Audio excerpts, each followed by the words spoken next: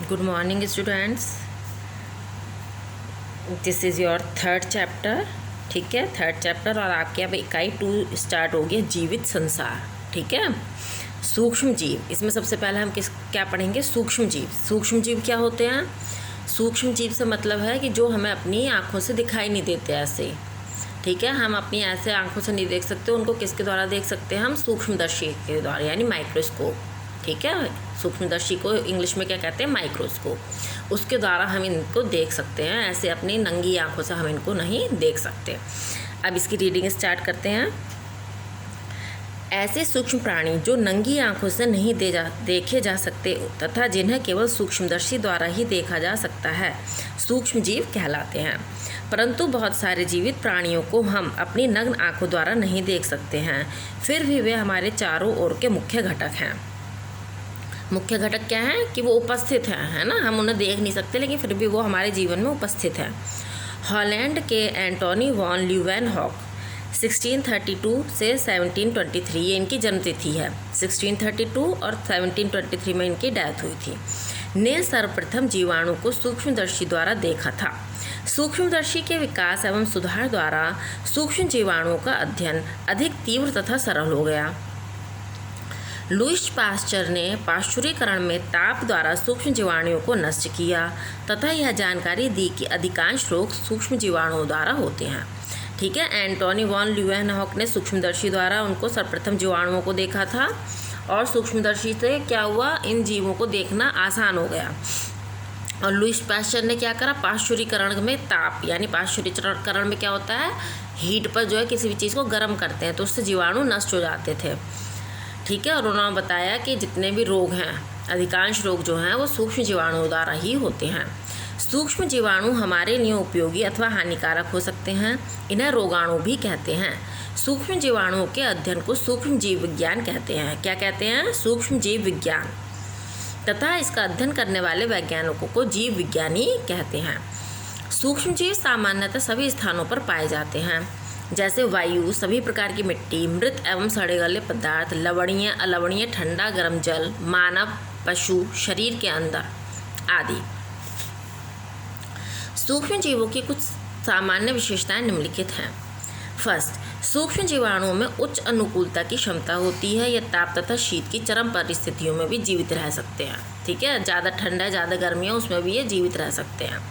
ये हर जगह विद्यमान रहते हैं, वायु में, जल में, मृदा यानी मिट्टी में, दलदली भूमि में, मरुस्थलों में, ध्रुवों पर तथा जीवित प्राणियों के शरीर। मरुस्थल में यानी जहाँ रेगिस्तान होता है, ध्रुवों पर जहाँ बर्फ होती है। ये मृत तथा सड़े गले जीवों पर भी निवास करते हैं। वे स्वयं को एक कठोर आवरण से ढके रहते हैं। ठीक है, एक उनके चारों तरफ एक कवच होता है जिसे पुट्टी या कृमिकोश कहते हैं, जिससे ये प्रतिकूल परिस्थितियों में भी सुरक्षित रहने में सक्षम हो जाते हैं। ठीक है, इनके ऊपर ये जो आवरण है, कवच है, इससे किसी प्रतिकूल, यानी जो उनके विपरीत है, यानी बहुत ज़्यादा ठंड है या बहुत ज़्यादा गर्मी है, उसमें भी ये जीवित रह सकते हैं। सूक्ष्म जीवाणु संक्रमित व्यक्ति के अवशिष्ट पदार्थ में भी विद्यमान हो सकते हैं। अवशिष्ट पदार्थ क्या है? जो हमारा मलमूत्र है वो सब। ठीक है, रोचक तथ्य क्या है? वैज्ञानिक जैसे रॉबर्ट कोच ने जीवाणुओं की अवधारणा प्रदान की तथा पाया कि तपेदिक को उत्पन्न करने वाला कारक ट्यूबरकिल बैसिलस नामक जीवाणु है। ठीक है, तपेदिक की बीमारी है, इसका कारण भी एक जीवाणु है जिसका नाम है ट्यूबरकिल बैसिलस। अब आता है सूक्ष्म जीवों के प्रकार। ठीक है, कि कितने प्रकार के होते हैं। सूक्ष्म जीवी के 5 प्रमुख वर्ग इस प्रकार हैं: जीवाणु, शैवाल, कवक, प्रोटोजोआ और विषाणु। ये 5 प्रकार हैं सूक्ष्म जीवों के। आगे पढ़ते हैं। सबसे पहला आता है जीवाणु, यानी बैक्टीरिया। सूक्ष्म जीवाणुओं में जीवाणु सर्वाधिक सामान्य है। सभी सूक्ष्म जीवों में जीवाणु सबसे अधिक पाए जाते हैं, सबसे सरल जीव है। इसका प्राकृतिक निवास क्या है? जीवाणु लगभग सभी जगह विद्यमान होते हैं, जल में, मृदा में, जीवित तथा मृत जीवों के शरीर के भीतर अथवा बाहर। आकृति तथा आकार क्या होता है इनका? इनकी आकृति 0.2 से 100 माइक्रोन तक हो सकती है, यानी 1 माइक्रोन इक्वल टू 10⁻⁻�6 मीटर, मतलब बहुत छोटी। हम उनको ऐसे आँखों से नहीं देख सकते, अपने सूक्ष्मदर्शी द्वारा ही देख पाएंगे। आकार के आधार पर जीवाणुओं को निम्नलिखित वर्गों में विभाजित किया गया है। ठीक है, इनके आकार के आधार पर विभाजित किया गया है। पहला, गोलाकार जीवाणुओं को कोकाई कहते हैं। दंडाकार जीवाणुओं को दंडाणु यानी वैसिली कहते हैं, इंग्लिश में वैसिली, हिंदी में दंडाणु। सर्पिलाकार, सर्पिला का यानी सांप की जैसे आकृति, जीवाणुओं को सर्पिलाणु यानी स्पाइरिला कहते हैं। कोमा के आकार के जीवाणुओं को विब्रियो कहते हैं। ठीक है, ये आपके यहाँ पे देखिए फोटो हैं। कोकाई का गोलाकार हैं, दंडाणु दंडाकार हैं, सर्पिलाणु सर्प के आकार के हैं और विब्रियो यानी ये कौमा के आकार के हैं। अब इनकी संरचना कैसी होती है? जीवाणु एक कोश के जीव होते हैं जो 2 या अधिक के समूहों अथवा श्रृंखला में पाए जाते हैं। प्रत्येक कोशिका एक कोशिका भित्ति से आवरणित रहती है जो पेप्टिडोग्लाइकेन से निर्मित होती है। केंद्रक भली भांति से व्यवस्थित दिखाई देता है, केवल डीएनए अणु के रूप में पाया जाता है और न्यूक्लियोइड है। कोशिका द्रव्य चिपचिपा, कोलाइडीय तथा रवेदार प्रकृति का होता है। ये सब कोशिका द्रव्य, डीएनए, कोशिका भित्ति, कोशिका सब आप इसके पहले वाले चैप्टर में पढ़ चुके हैं। ठीक है, कोशिकांग नहीं होते हैं। कशाव उपस्थित हो भी सकता है अथवा नहीं भी हो सकता है। जीवाणुओं की सामान्य संरचना निम्न प्रकार होती है। झाला संभवतः तल से चिपकने के लिए प्रायः अनुपस्थित। विस्कस कैप्सूल प्रायः अनुपस्थित, अनेक पदार्थों से मिलकर बना हुआ, सामान्यतः कार्बोहाइड्रेट आकार एवं प्रकृति वातावरण से प्रभावित हो सकती है। संभवतः निर्जलीकरण के विरुद्ध सुरक्षा एवं भोजन भंडारण के लिए। दृढ़ कोशिका भित्ति जीवाणु को आकार प्रदान करती है। विविध प्रकार के पदार्थों सेलुलोज छोड़कर से बनी हुई वृद्धि एवं प्रजनन के लिए आवश्यक। कोशिका द्रव्य ग्लाइकोजन, वसा जैसे खाद्य पदार्थों तथा कुछ जीवाणुओं में घुलित रंजकों को संचित रखता है। केंद्रकीय पदार्थ छोटे छोटे पृथक क्षेत्र में फैला हुआ और कशाभिका गति के लिए। ठीक है, यानी उनके चलने के लिए। ग्राम पॉजिटिव तथा ग्राम नेगेटिव जीवाणु वे जीवाणु जो रंग ग्रहण करते हैं उन्हें ग्राम पॉजिटिव जीवाणु कहते हैं, जैसे स्टेफाइटोकोकस, बैसिलस, क्लोस्ट्रीडियम आदि, तथा जो रंग नहीं ग्रहण करते हैं उन्हें ग्राम नेगेटिव जीवाणु कहते हैं, जैसे वाइब्रियो, एस्चेरिसिया, साल्मोनेला आदि। अब इनमें आता पोषण कि ये पोषण कैसे यानी खाना कैसे प्राप्त करते हैं। जीवाणुओं का पोषण परपोषी या स्वपोषी होता है। प्रकाश स्वपोषी, ये अपना भोजन सूर्य की ऊर्जा के उपयोग द्वारा स्वयं निर्मित करते हैं। ठीक है, स्वयं निर्मित कर लेते हैं सूर्य की ऊर्जा के द्वारा। रासायनिक स्वपोषी, ये अपना भोजन रासायनिक पदार्थों की ऊर्जा के उपयोग द्वारा निर्मित करते हैं। परपोषी जीवाणु निम्न प्रकार के हो सकते हैं। मृत जीवी, ये अपने भोजन के लिए मृत तथा सड़े गले ऑर्गेनिक पदार्थों पर निर्भर रहते हैं। परजीवी, ये अपने भोजन के लिए अन्य जीवित प्राणियों पर निर्भर रहते हैं। वायवीय जीवाणु, ये भोजन के विघटन द्वारा ऊर्जा प्राप्त करने के लिए ऑक्सीजन पर निर्भर रहते हैं। अवायवीय जीवाणु, ये ऊर्जा प्राप्ति के लिए ऑक्सीजन पर निर्भर नहीं रहते हैं।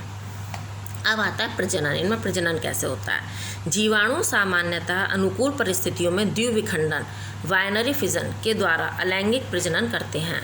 सामान्य तापमान लगभग 35 से 45 डिग्री सेंटीग्रेड पर नमी की उपस्थिति तथा सही पीएच पर सर्वप्रथम केंद्रक विभाजित होता है। उसके पश्चात कोशिका द्रव्य का विभाजन लगभग एक समान तथा एक जैसी संतति कोशिकाओं में हो जाता है। उपयोगी जीवाणु, अनेक जीवाणु हमारे लिए उपयोगी होते हैं। जीवाणुओं के कुछ उपयोग निम्नलिखित हैं। ठीक है, ये हमारे लिए उपयोगी भी होते हैं, खाली हानिकारक नहीं होते। कुछ हानिकारक होते हैं, कुछ उपयोगी होते हैं। फर्स्ट, नाइट्रोजन स्थिर करने वाले जीवाणु फलीदार पौधों की जड़ों में पाए जाते हैं, जो वातावरण में उपस्थित नाइट्रोजन को उपयोगी नाइट्रोजन यौगिकों में परिवर्तित कर देते हैं। तो इससे क्या होता है, हमारे पेड़ पौधे बढ़िया होते हैं। जीवाणु मृत तथा सड़े गले ऑर्गेनिक पदार्थों का विघटन करके प्राकृतिक सफाई कर्मी का कार्य करते हैं। ठीक है, जो सड़े गले पदार्थ हैं उनका विघटन कर देंगे, तो इस तरह से वो सफाई कर्मी का कार्य करते हैं। लैक्टोबैसिलस जीवाणु दूध से दही बनाने में सहायता करते हैं। जो हमारा दूध से दही बनता है वो कौन सा जीवाणु करता है? लैक्टोबैसिलस।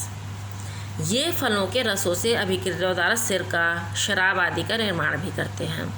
जीवाणुओं का प्रयोग एंटीबायोटिक बनाने के लिए भी किया जाता है। चमड़ा व्यापार में भी सहायक होते हैं। गायों तथा भैंसों की आंतों में रहकर सेलुलोज को पचाने में सहायता प्रदान करते हैं। अवायवीय जीवाणु जंतु अवशिष्ट से जैविक गैस बनाने में सहायक होते हैं।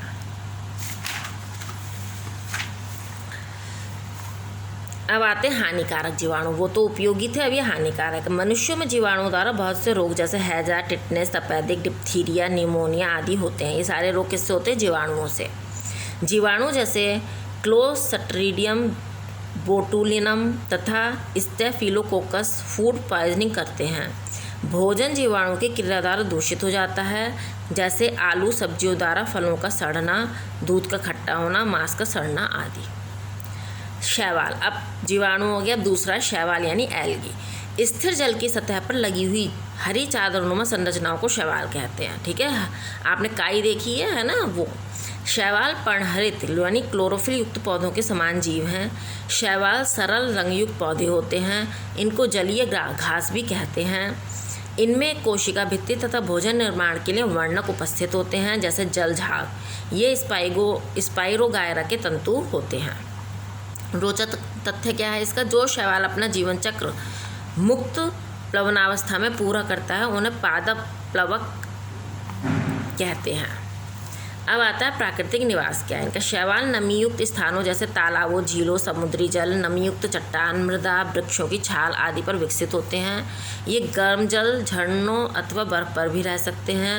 ये अन्य जीवित प्राणियों के साथ सहजीवी संबंध भी स्थापित कर लेते हैं, जैसे लाइकेन का शैवाल तथा कवक के साथ रहना। आकृति तथा आकार। शैवाल का आकार 1 माइक्रोन से कई मीटर तक समुद्री शैवाल तक हो सकता है। एक कोशिकीय शैवाल गोल छड़ीनुमा आकार के अथवा सर्पिल आकार के हो सकते हैं। बहुकोशिकीय शैवाल अधिक विभिन्नता जटिलता प्रदर्शित करते हैं। रंग। शैवाल विविध रंगों में पाए जाते हैं। शैवाल का रंग उस पर उपस्थित वर्णक के कारण होता है। रंगों के आधार पर शैवालों का इस प्रकार वर्गीकरण किया जा सकता है। नीले हरे शैवाल, नॉन स्टॉक एनाबीना। ठीक है, हरे शैवाल स्पाइरोगायरा, वॉलवॉक्स, क्लेमाइडोन, मोनास।